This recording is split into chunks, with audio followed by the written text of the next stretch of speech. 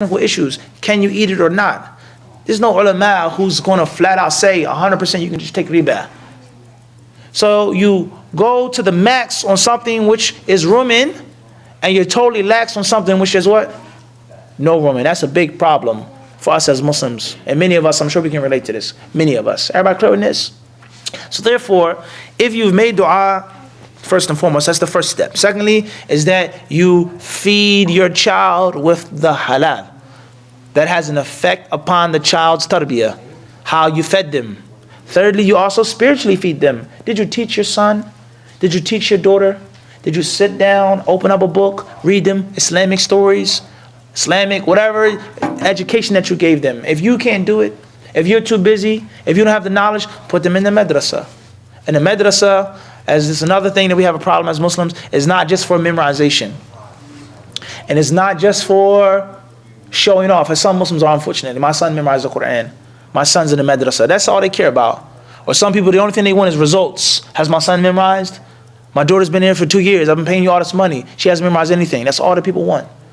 But the adab of the masjid, being around Muslim children all day, reading Allah's words, respecting Allah's words, that's going to have an effect upon the child in any field in which they take up.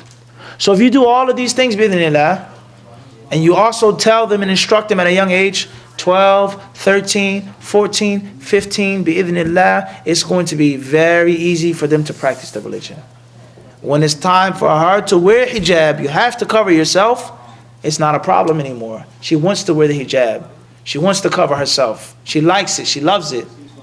Everybody understand this? Your son is going to be willing to come to the masjid. But if you don't come to the masjid, you don't pray in the masjid, you pray in the house, the man, he prays in the house, unfortunately, what do the munafiqeen do? Unfortunately, you live next to the masjid, 5 minutes from the masjid, 10 minutes from the masjid, you don't come, you pray in the house every day or you barely pray, how can you expect your son to grow up and come to the masjid and pray? So therefore, when you start at a young age, bi'idhnillah, when the time comes, it's going to be what? A smooth transition. A smooth transition. I don't think we have to look any further except for our own selves. What are our children like? Did I do a good job with my children? Have I taught them about Islam?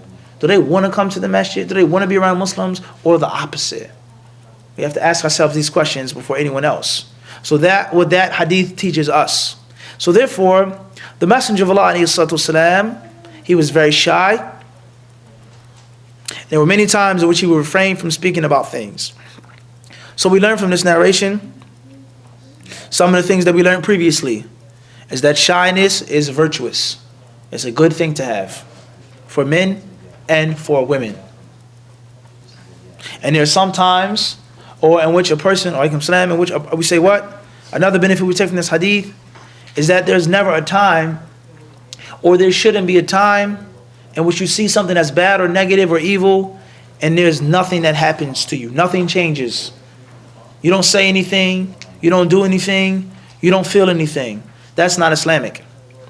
The Prophet, he tells us, as Abu Sa'id al-Khudri narrated in Sahih Muslim, Man ra'a minkum munkaran, he says, those who see an evil from among you should do the following things. Number 1, he says, فَلْيُغَيِّرْهُ بِيَدِهِ, he or she should change it with their hands. Stop the evil physically. فَإِلَّمْ يَسْتَطِعْ فَبِلِسَانِهِ, if he or she cannot speak out, can't change it physically, then at least what? Speak out against it. That's haram for Allah. You shouldn't do that, sister. That's not right. That's not good. I love you. I want good for you. Please don't do that, etc. That's not the sunnah. Muhammad didn't pray like that. The Prophet ﷺ, he never raised his hands like that. No matter what your imam says, no matter what your cultural practice is, that's not Muhammad's way. We as Muslims have to follow Muhammad ﷺ. And if you can't do that, the hadith says, فَإِلَّمْ يَسْتَطِعْ فَبِقَلْبِهِ وَذَلِكَ أَضْعَفُ الْإِيمَانِ أو كما قال عليه الصلاة والسلام. He says if he or she can't, then at least hate it with your heart. And that's the lowest level of faith. In other words, when a Muslim sees something that's bad, if he can't change it, if he can't speak out against it, then hate it in your heart. And if you hate it in your heart, it's going to be seen what? On your what? On your face. Everybody understand this? There has to be some type of feeling that you have when you see things that are bad and negative Islamically. Everybody clear on this? So this is another benefit that we take from this hadith. is that the Prophet ﷺ, if he didn't speak out against it, if he didn't physically change it, then at least he did what? His displeasure was clear. And he never would agree to falsehood. And he never would just say nothing and do nothing or have no feeling or emotion when it comes to what? Something that is angering, that displeases Allah and angers Allah. Everybody clear on this? Everybody understand this? So when you as a Muslim, when you don't feel bad when you see these things being done on the television or in your household or in yourself, you feel no emotion, something is definitely wrong. And we mentioned in last month's class the relation between the word haya and hayat, between life and between shyness. And we says just as a dead body, a corpse, someone who is lying flat, if you pinch them, if you prick them, if you move their arm, it's dead weight. They can't feel anything, no matter how hard you prick them. Similarly, when your heart is dead, wala hawla wala quwwata illa billah, your heart has been strangled and stomped and beat down by sin after sin after sin, disobedience, oppression, disrespect, going against Allah and His Rasul. No matter what happens, you see something, you hear something, you have no feeling. As if it's a what? A dead body lying down. Can't feel anything. So you see someone getting killed on the television, in the masjid, you see this, you see that, also normal. You eat, you drink, you laugh. It's nothing. When you reach that state, there's a serious problem with your iman. It's a serious problem with your iman. But no matter how sinful somebody may be, no matter how a person is living, what they're going through, if there's some iman left, if there's some feeling, they're going to at least what? Dislike what they see and dislike what they hear. At least. Dang, that's messed up, man. SubhanAllah. I can't change it. I can't, but he has to at least have some type of what? Feeling that that's bad. And the Prophet ﷺ, he never ever saw something that was bad and had no feeling. He would change it. He would speak out against it. In this hadith, it says what? The companions, they knew it what? From his face. The companions, they knew it what? From the Messenger of Allah ﷺ's noble face. Alayhi salatu wasalam. And another benefit we take from this hadith is the students should know their teacher. The students should know their teacher. You should know your teacher. In other words, because I'm around someone so much, I study with my teacher so much, I know when he's displeased. I know when she's displeased, just by his what? Facial expression. And another benefit we take from this hadith is that perfection is for Allah. And the Sahaba, radiallahu anhum, with all the guidance that they had, all the light that they had, all the knowledge that Allah gave them, and the piety, and how they practiced Islam in the most pure form, they still were human beings. And from time to time, things took place and things happened that weren't right. Because the hadith says, whenever the Prophet saw something that he what? Disliked. In other words, a companion did something that was what? It was disliked, something that he didn't like, that he didn't approve of. So perfection is for Allah. So Islam, and the practice of Islam, or an Islamic household, an Islamic state, an Islamic country, it doesn't mean that it's a perfect country. It doesn't mean that there's no sin, that there's no mistake. It doesn't mean that. Everybody understand this? But what's meant is that Islam is the dominant factor. That Islam is the constitution of my house. You come into my house, I try my best to practice Islam. What do we do? What don't we do? What we eat? What we don't eat? Where do my guests sit? Do guests sit with the men and the women? Do we shake hands? This and that? It's all based off of what? Islam. Not my culture, where I'm from. Everybody understand this? Not my culture. Not my feelings. Not what the non-Muslims tell me. But it's based off of what? What Islam dictates to me. If we make a mistake, I know it's haram to do this, but I'm weak. I know this is not best, but we still do it. But I believe and I know that it's what? It's what? That's not Islam. That's what's meant, that Islam is practice. Islam is dominant. It doesn't mean that there's no mistake that's ever made. Perfection is only for Allah subhanahu wa ta'ala. Khairan inshallah. Last but not least, Nawawi rahimahullah ta'ala, he says, the reality of haya, he says it's a khuluq. Yani something that's what? Metaphysical. Something that's internal.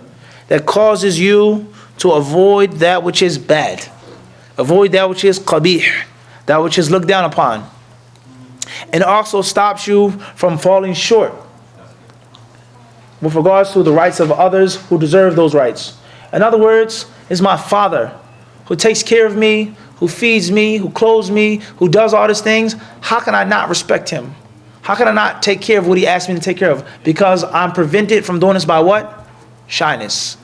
I'm too shy. As they say, never bite the hand that what?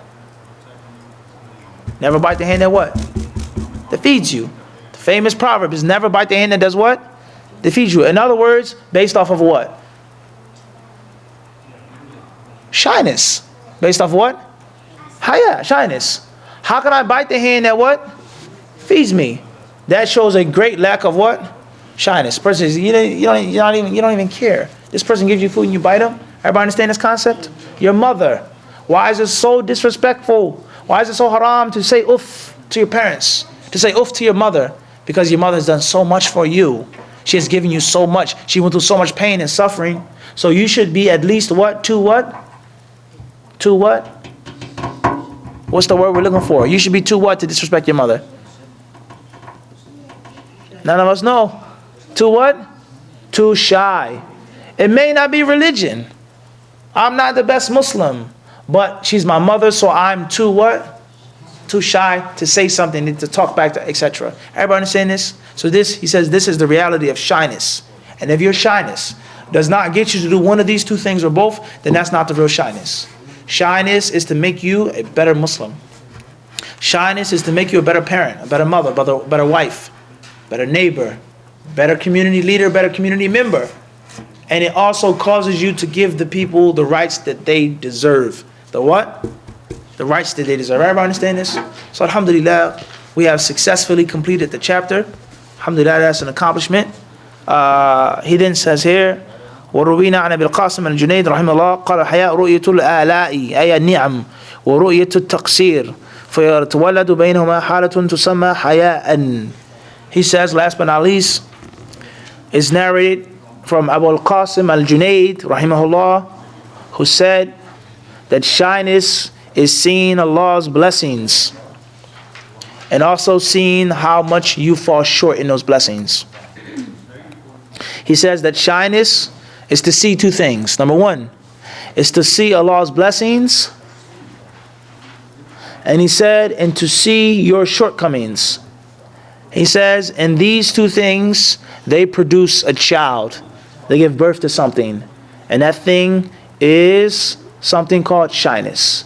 The mother and the father of shyness is what? Vision. Right eye and the left eye. The right eye sees what Allah has given you.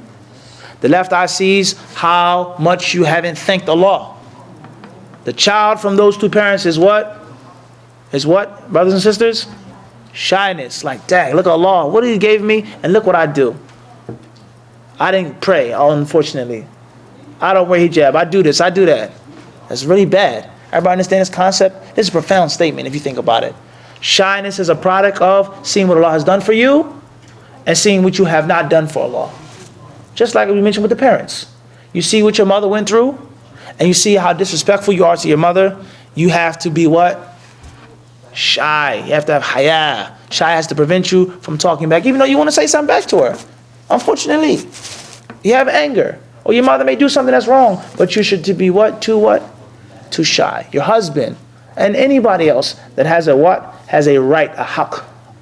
Everybody understand this? So this is the end of the chapter, alhamdulillah. I don't know what you guys want to do next. Perhaps you can think about it. Perhaps I'll bring some more suggestions, what you guys would like to study, bi'idhnillah, in the next class or in the next session. Alhamdulillah, Allah has allowed us and blessed us to finish those hadiths. Please make review. Not for my sake, but for your own sake, inshallah. Make review of these hadiths. Make review of the detailed explanation that we have given you. There's a lot of benefit and a lot of khair in them, inshallah. And hopefully you'll be able to take advantage of them in your daily lives. Hopefully our class is just not a theoretical class. It's not a lecture, but it's something that will be practical for you to benefit from on a daily basis. Inshallah, subhanahu wa ta'ala, Allah surely knows best. If anybody wants to add anything or comment or any questions on the topic or off the topic, now is the time. And if not, thank you very much. Yes. So if I were to want to preach what, like the other day I was trying to say to my sister what you were saying about shyness, but she kind of misunderstood that word. So I don't even know if hayat directly translates to shyness exactly, because in our day shyness means something else than what you're trying to tell us right now. So is there I don't want to say another word for it, but like, Something more practical. yeah. We say the question is clear, and hopefully the answer will be clear and simple. And that is, we've explained in the early classes, is that we have Islamic shyness, and then we have non-Islamic shyness. We have the shyness which is good, and the shyness which is bad. Let's start off with the second, bad shyness. Bad shyness is a shyness that prevents you from doing what is good, such as advising your sister, or even advising your mother, giving your mother advice. If you're too shy to talk to your mother, or to get someone else to talk to her, then that's bad. And that is translated to cowardice. That's translated to not doing your responsibility. But anything besides that, natural shyness is naturally good and relatively good. So regardless of how it's translated in English, how do people understand that we as Muslims, we should be shy people? In other words, I am the khatib. I have to give a khutbah. I'll give you an example. All right? I have to do a khutbah. How many men fill up that musalla? How many? 300 maybe? 400 maybe? More or less? A lot of people, right? The whole musalla is full of people, let alone sisters. I could be shy, but I cannot allow that shyness to prevent me from doing my responsibility. But even in my responsibility, I can also be shy. The way I dress, I try to dress modest, not to point someone out, not to try to pick on someone in the khutbah. That's also a means of what? Haya. So therefore, it doesn't mean that you have to be a coward.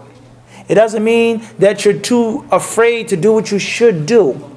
Nor does it mean that you're a cordial type of person, a friendly person. I like to talk with people, I sit, I have fun. It doesn't mean that. That shyness means that you have to curl up in the corner and ball up in the corner. You know, that's not what's meant by Islam. You understand this? But when you talk to your friends, there's some things that you laugh and joke about, and some things you share with them, and there's some things you should be too shy to talk about with all of your friends. But you have one sister, one girlfriend, there's your intimate buddy that you may tell an intimate secret of. That's one thing. Everybody understand this? So there's levels and there's a balance. But no matter what level, no matter what balance, there's always to be what? Shyness. There's always to be what? Shyness. You can't just dress how you want to dress in front of your girlfriend. Even though that's your girlfriend, your childhood girlfriend, you've been together, you grew up together, you played together. But you're a Muslim, you're of age, and there still has to be a level of shyness. Even your blood sister, there has to be a level of what? Shyness. And obviously, how you talk in front of your sister or your close friend is not going to be the same of a sister that's not your sister. You understand what I'm saying? So there's levels. There's what? There's what? There's levels. Now, regardless of what you call it, haya, shyness, bash, no matter what word you give it, most important is the concept. Everybody understand this? It doesn't mean that you have to just stay to yourself. It doesn't mean that. And you can't do nothing. You can't go outside. It doesn't mean that you can't ever do anything public. It doesn't mean that. But no matter what you do, there's always some type of level of what? Shyness. And most important is shyness from Allah. When I walk outside, when I do this, when I go here, I have to be realizing that Allah is watching me. And Allah has blessed me with a healthy body, with air to breathe. So how can I disobey Him? Make sense better now? Yeah. Alhamdulillah. If no other questions, we will stop now. Any other questions on or off the topic before we go? Alhamdulillah. Jazakumullah khair.